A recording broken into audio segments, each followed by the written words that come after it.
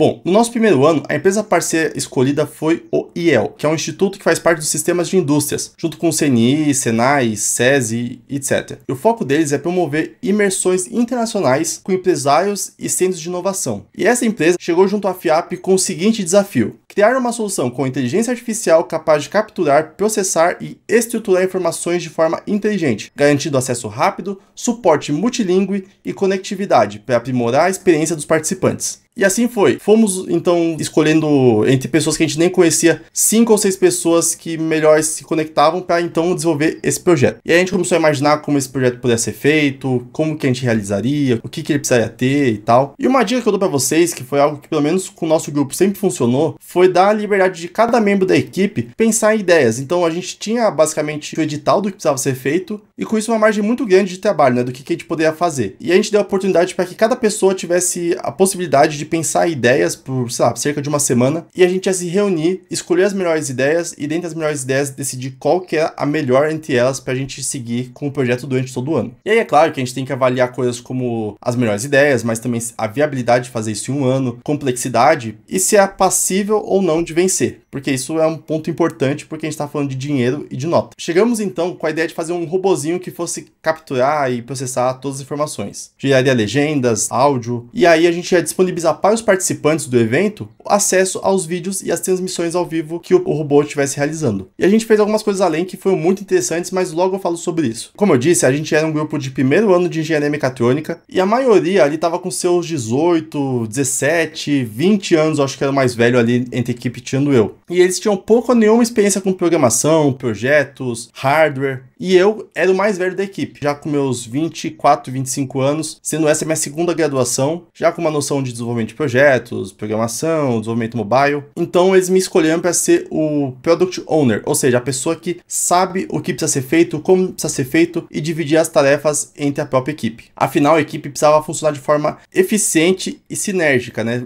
Garantindo que todo mundo que fosse atribuído a uma função tivesse autonomia, mas também o potencial de resolver aquele problema. Então não adianta a gente colocar uma pessoa que gosta de programação para mexer no hardware, que além de Product Owner, a gente teve que decidir também quem seria o Scrum Master, que seria a pessoa que ia organizar o time, garantir que todo mundo tá bem, trabalhando direitinho, removendo obstáculos, etc. E assim, a equipe foi dividida em eu como Product Owner, já que eu era o membro mais capacitado para gerir o projeto, digamos assim, identificar o que precisava ser feito e falar como ele seria feito. E também eu fiquei responsável com o desenvolvimento da aplicação mobile e tudo relacionado ao servidor. Resumindo, tudo que é relacionado a back-end e front-end eu fazia. Sendo então o Henrique responsável por ser Scrum Master, mas também responsável pela programação de tudo que envolvesse a Raspberry, que geralmente é em Python, e a integração de tudo que rodasse via código com a nuvem. Murilo e o Bruno responsáveis pelas partes de circuito, hardware, bem como toda a eletrônica de forma geral. Além disso, o Murilo também ficou responsável pela parte de modelagem 3D. E além disso, o Leônidas e o Rafael dividindo a atenção para tudo que envolvesse documentação e além de mão de obra para tudo que a gente precisasse, porque alguns trabalhos específicos necessitavam de muito mais atenção em certos momentos do que outros, então a gente direcionava eles para essas tarefas específicas, basicamente ajudando em tudo que fosse necessário. A concepção de como seria feito o robô foi feita aos poucos. A gente precisava avaliar cada aspecto do que o robô faria e qual seria a melhor forma de desempenhar aquela função. Por exemplo, ele precisava ter uma câmera, que no caso é a C920 que eu estou usando para gravar esse vídeo aqui, com essa câmera aqui. Então, qual seria o melhor lugar para a gente deixar essa câmera? A gente pensou então na parte mais alta do robô, que seria na cabeça. Como ele precisaria gravar e fazer o upload de tudo que ele estivesse vendo, é necessário ter um mini PC ali dentro, e a gente escolheu o Raspberry Pi para essa função. Então, a gente precisaria ter um compartimento que coubesse esse Raspberry Pi, além de um receptor de microfone de lapela. Como a gente controlaria esse robô remotamente pelo nosso celular, é necessário que o robô tivesse também conexão Bluetooth, para que a gente pudesse automaticamente conectar o robô ao nosso aplicativo. Além disso, teve toda a questão de servomotor, se a gente ia usar motor de passo ou servos motores, como eu disse, e a gente não precisava também de tanta precisão assim milimétrica. Então, o que a gente decidiu fazer foi pegar servomotor e simplesmente hackear eles, fazendo com que ele consiga rodar 360 graus. Além, é claro, de outros motores, por exemplo, para as rodas, já que o nosso robô ele conseguia rotacionar para todos os lados, para frente, para trás, tranquilamente. E além disso, a gente precisaria fazer com que esses sensores e outras coisas funcionassem, e a melhor forma para fazer isso era com Arduino. Então a gente precisaria fazer uma forma também de armazenar esses Arduinos, fazer a integração do Arduino com o Raspberry para comunicação bilateral, enfim, todas essas coisas loucas que eu tô falando para para vocês. Então,